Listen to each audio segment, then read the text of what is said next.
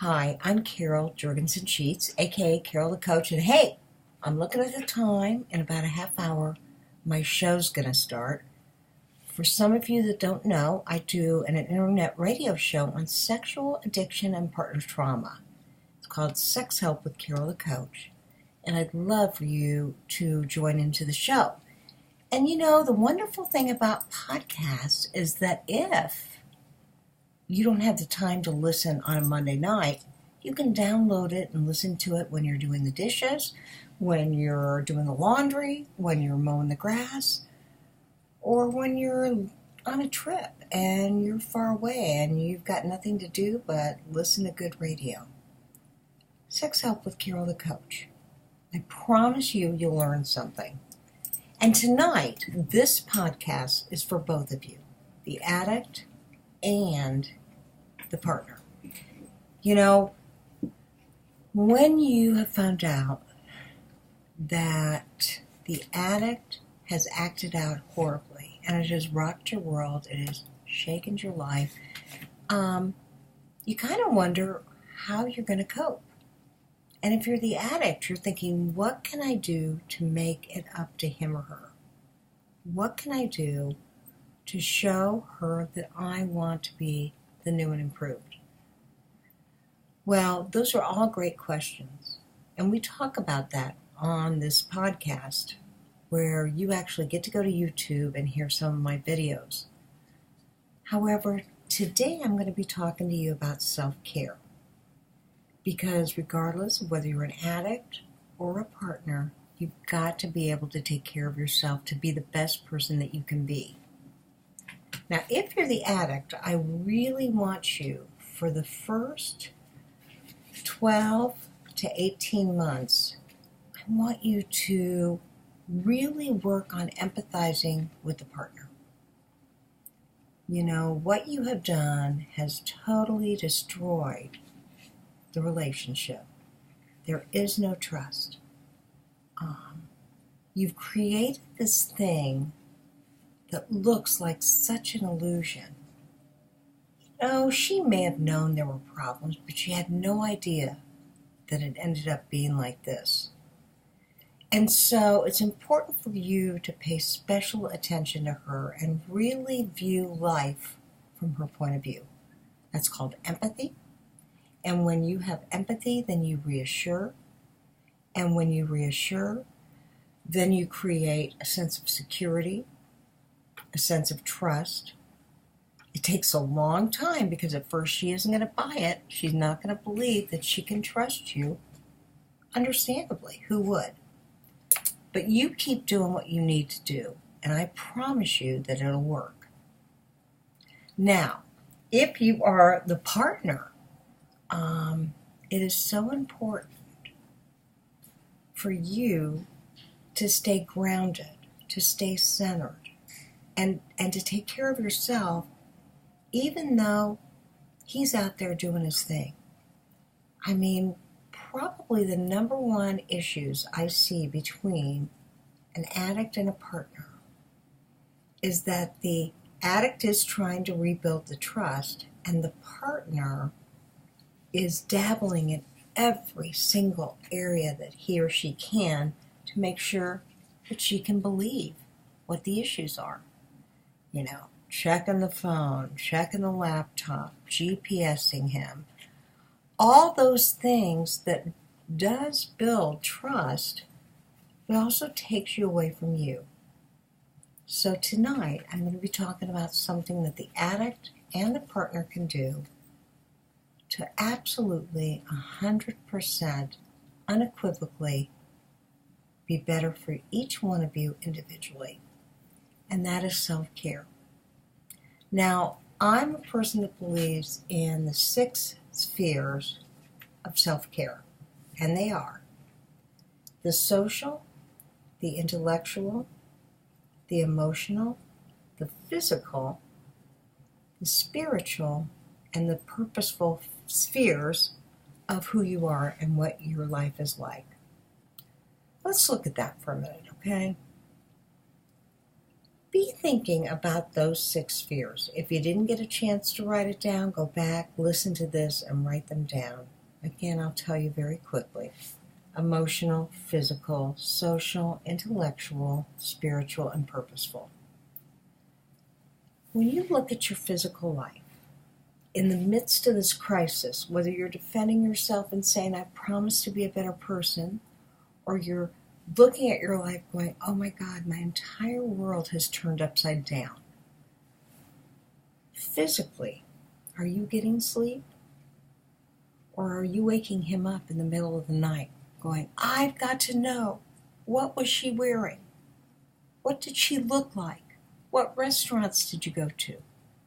Or if you're the addict, are you physically able to get sleep? Or are you thinking about the fact that she may leave? The family may be destroyed. She may contact your work.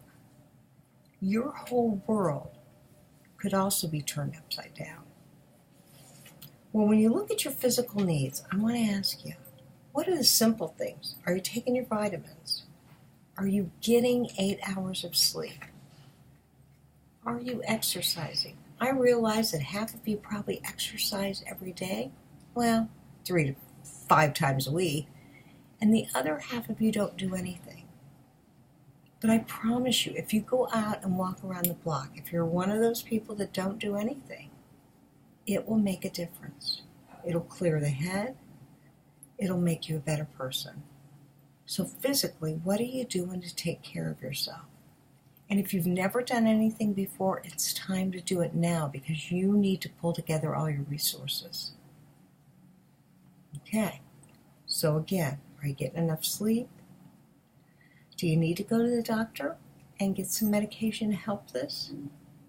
You know, I'm not a big believer in using pills to make you better, but at the same time, if you need some sort of anti-anxiety to get you through this temporarily, I'm all for it. Temporarily. All right. After the physical, you look at the social. Now, men don't typically have a lot of social friends unless they're participating in an activity. And if you've been part of that really consolidated family situation, you may not have a lot of friends. And this is a tough time. Who do you talk to about your sexual addiction? Who do you talk to about being betrayed? That's why we really recommend 12-step groups, because it is a safe place to talk about what's going on in your life. And I want you to do that. Also, I want you to handpick a couple of friends that you can talk to that you know won't judge you. And that's what you need to do. You need to go to them initially and say, please don't judge me. I'm going to talk to you about something, and I'm asking you not to judge me because I need your support. Whether you're the addict or the partner, you really do need that. Okay, so socially you have to have some friends that you can trust and some people that you're going to be able to talk to. And again, I highly recommend support groups because you can call them in the middle of the night. You get a list when you leave of people that are there for you. COSA, S-Anon, SA, SAA, AA, you name it, they're there for you.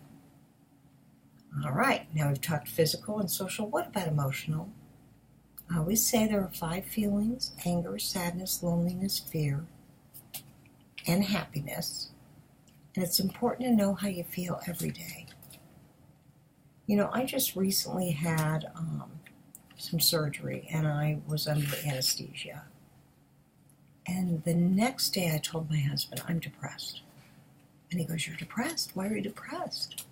And I said, I think it's the anesthesia.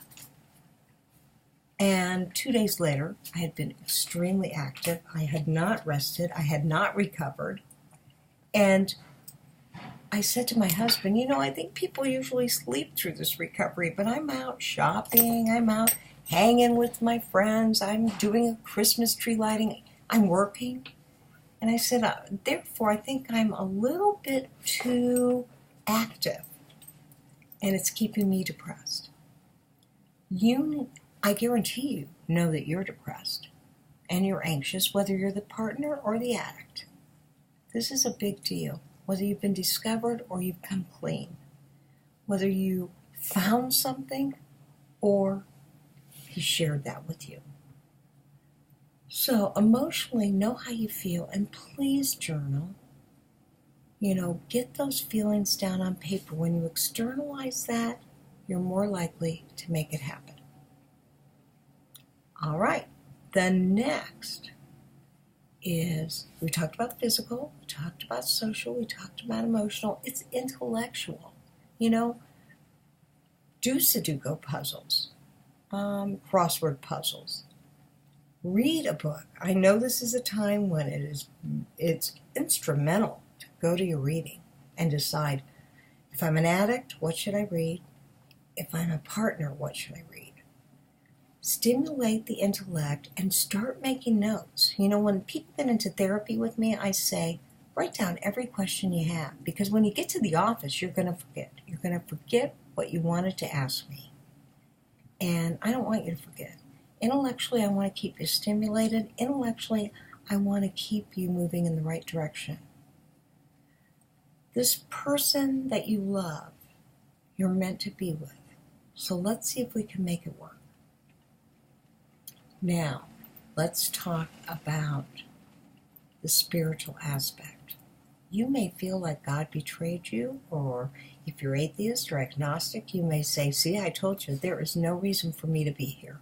This is an accident, and it's a bad accident. But I'm here to tell you there is always a purpose for you, and there is a higher power. I don't want to impose my own beliefs, but there is a higher power. If you've ever seen a birth of a baby, there is a higher power. So I want you to be looking at, how can you access that? Is it positive thinking? Is it metaphysics? Is it the Bible? Is it Buddha? Is it Hinduism? Is it Zenism? What is it? I know that something has spoken to you, and I want you to access that now. You deserve to have some hope, because when you have hope, you have strength and recovery. So think about what it is that you need spiritually, and if you absolutely can't, get out there and go for a walk. Notice the sky, notice the flowers, notice the grass. Play with a puppy.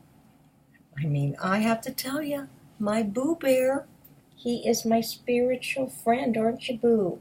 Yeah, that's that unconditional love that we all look for. Right, Boo?